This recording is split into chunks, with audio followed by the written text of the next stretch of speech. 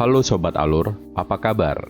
Hari ini aku akan ngasih tahu alur cerita film kisah nyata, judulnya The Heist of the Century.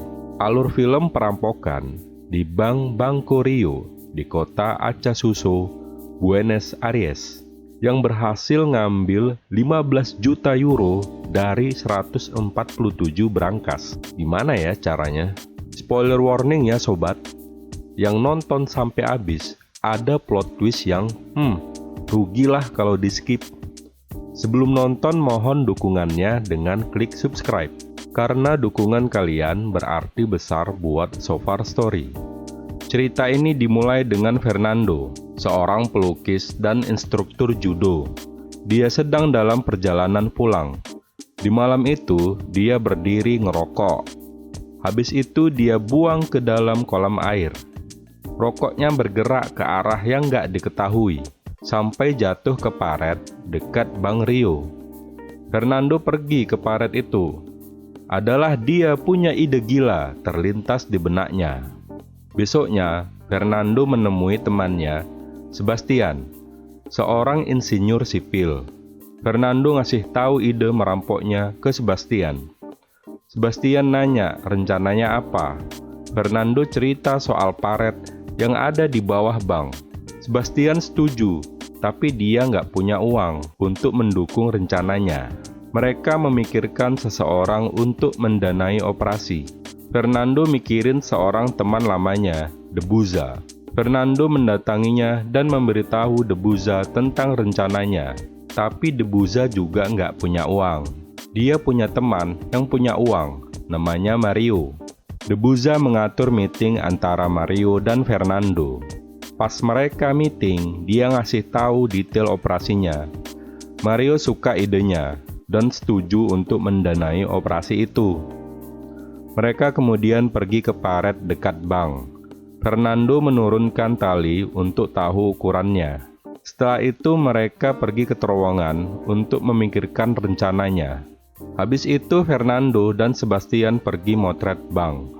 Di malam hari, Debuza naik sepeda untuk mengukur jarak antara paret dan bank untuk tahu ukuran yang tepat. Fernando dan Mario mulai menuliskan rencana. Mereka akan mengikuti secara rinci, membeli semua peralatan yang dibutuhkan, mulai menggali, tapi mereka membutuhkan orang lain di lokasi. Sebastian ngenalin Alberto dan bergabung dengan mereka. Fernando kesulitan membuka brankas karena butuh waktu lama untuk membukanya.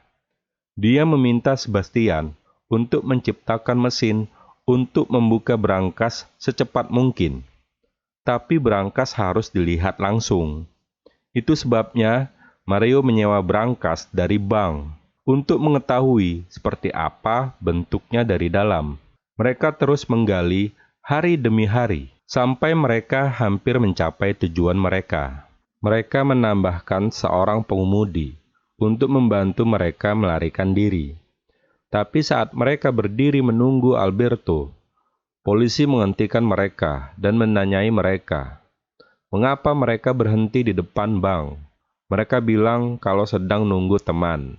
Dan beneran aja, pas banget Alberto muncul bersama istrinya. Selamat deh orang itu. Pas sampai di tempat yang mereka rencanakan untuk merampok, Mario berantem sama Alberto karena dia ngasih tahu istrinya tentang rencana itu. Tapi dia menyuruhnya untuk nggak usah khawatir karena istrinya sangat mencintainya dan tidak akan pernah menyakitinya. Kemudian mereka melanjutkan untuk menyelesaikan proses penggalian. Tapi Mario bertanya ke Fernando, gimana cara membuka brankas bank? Fernando bilang dia belum merencanakannya, tapi dia akan segera tahu. Mario kesal dan bilang kalau dia nggak mau buang-buang uang untuk rencananya yang gagal. Terus dia pergi. Malam harinya, pas Fernando sedang tiduran sama tunangannya, dia dapat ide. Langsung aja dia pergi ke tempat Mario. Dia bilang kalau bank dijaga ketat waktu ditutup, sehingga mereka harus mengubah rencana mereka menjadi rencana baru. Mereka akan memasuki bank pada siang hari secara normal. Disitulah mereka melancarkan aksinya. Tapi terowongan harus siap buat mereka melarikan diri. Polisi akan berpikir mereka terkunci di dalam. Tapi sebenarnya mereka akan keluar gitu aja. Mario suka rencananya dan mereka mulai berbisnis. Mereka menempelkan lem di jari untuk menyembunyikan sidik jari. Sebastian pergi ke terowongan. Mario dan Debuza menyamar dan pergi ke garasi. Fernando dan Alberto juga menyamar. Mereka memasuki bank. Mereka melengkapi diri dan mulai merampok bank. Mengunci pintu masuk garasi untuk mengantisipasi polisi masuk. Salah satu penjaga membunyikan alarm ketika mereka tiba. Geng itu pura-pura gugup, seolah-olah mereka terjebak di dalam.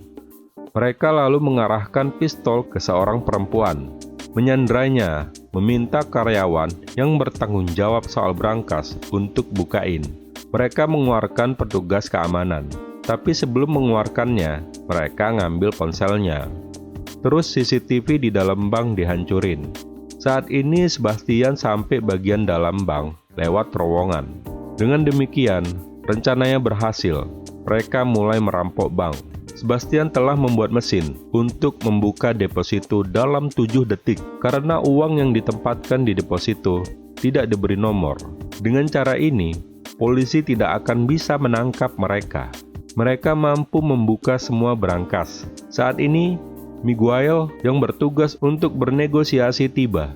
Dia menelpon telepon penjaga dan Mario menjawab. Tapi sebelumnya, Fernando telah memberi Mario buku negosiasi polisi untuk tahu cara berpikir Miguel, si petugas polisi, dan gimana bernegosiasi dengannya.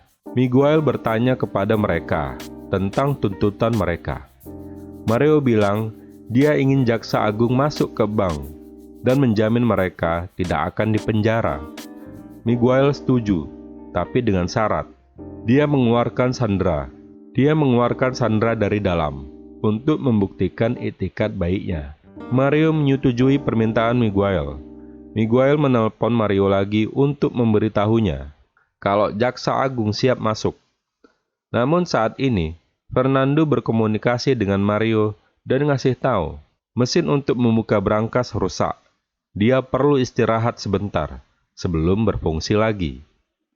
Jadi dia harus memperpanjang durasi nelpon dengan Miguel. Mario memikirkan sebuah rencana. Jadi dia menanyakan nama perwakilan Miguel. Ketika Miguel memberitahu namanya, dia mulai berteriak dan ngasih tahu kalau dia telah memenjarakan Mario 2 kali dan tidak mau menghubunginya lagi. Malah dia memberikan nomor pengacaranya, tapi sebenarnya itu nomor Mario juga. Fernando berhasil menyalakan mesin lagi. Mereka terus membuka brankas. Miguel menghubungi pengacara, yang itu Mario juga. Miguel mengatakan kepadanya kalau kliennya merampok bank dan juga menyandra.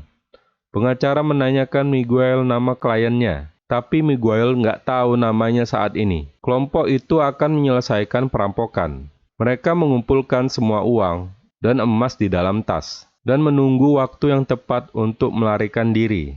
Mario menelpon Miguel dan minta dibawakan 5 jenis pizza. Mario melakukan ini untuk mengelabui polisi kalau geng itu masih ada di bank.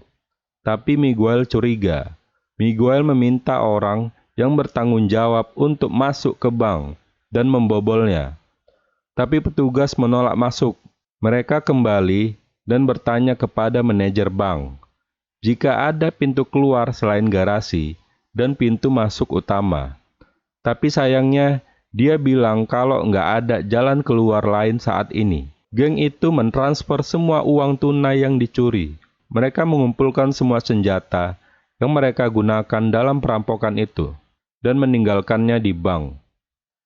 Yang ternyata semua senjata itu palsu. Wow, plot twist apa ini? Jadi selama perampokan, mereka pakai senjata mainan. Kirain senjatanya asli. Wah, nggak nyangka kali. Kemudian mereka meninggalkan kertas.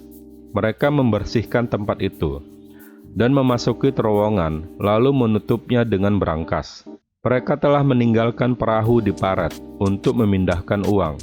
Ketika Miguel memasuki bank, dia menemukan terowongan itu. Dengan cepat mengejar mereka, tapi mereka sudah melarikan diri. Mereka mengeluarkan uang dan emas dengan tali melalui paret. Udah semuanya dipindahkan, mereka melarikan diri. Mereka telah melakukan perampokan bank terbesar di dunia. Miguel membaca kertas yang mereka tinggalkan di bank tempat kertas itu ditulis. Mereka mampu merebut bank dan mencuri uang yang banyak, tanpa pertumpahan darah dan dengan senjata palsu. Mereka mengatakan di TV kalau total yang dicuri adalah 17 juta dolar, dan ini adalah pencurian terbesar di dunia hingga tahun 2006. Masing-masing mengambil bagian dari perampokan itu dan mulai menjalani kehidupan mewah yang mereka impikan. Alberto membeli mobil baru, dan suatu hari ketika dia sedang berjalan dengan istrinya, dia menyukai seorang gadis di klub. Alberto menjalin hubungan dengan gadis yang disukainya. Dengan segera istrinya mergokin. Dia pergi ke polisi dan melaporkannya. Polisi menangkap Alberto. Di sana ditemukan bagian dari uang itu, dan kemudian mereka menangkap sopir. Habis itu giliran Sebastian. Sedangkan Mario, dia ada di dalam rumahnya bersama putrinya. Ketika polisi mengepung rumahnya, karena mengkhawatirkan putrinya, dia mengunci di kamar mandi. Pas polisi masuk, mereka menangkapnya dan putrinya. Fernando, dia sedang dalam perjalanan ke perbatasan, tapi mobil polisi melewatinya. Pas mereka bertanya, kenapa dia ada di tempat ini? Mereka mencurigainya dan menggeledah tendanya. Mereka menemukan uang yang telah dicurinya dan menangkapnya. Fernando menghabiskan 1,5 tahun di penjara. Pas dia keluar, dia ketemu Mario, nungguin. Mario membawa koran. Di headline tertulis, Mastermind perampokan bank terbesar abad ini. Mereka diberi hukuman penjara singkat, karena mereka tidak memiliki senjata api asli, dan mereka bebas sambil naik mobil mewah. Kalau aja si Alberto nggak selingkuh, mungkin mereka nggak bakalan ketangkep. Itu tadi alur cerita film perampokan yang diangkat dari kisah nyata. Gimana plot twist-nya? Ketebak nggak? Kalian pengen tahu alur cerita film plot twist-nya yang nggak ketebak, bikin geleng-geleng? Langsung aja subscribe, like, dan komen juga jangan lupa. Terima kasih udah nonton. Sampai jumpa di video selanjutnya.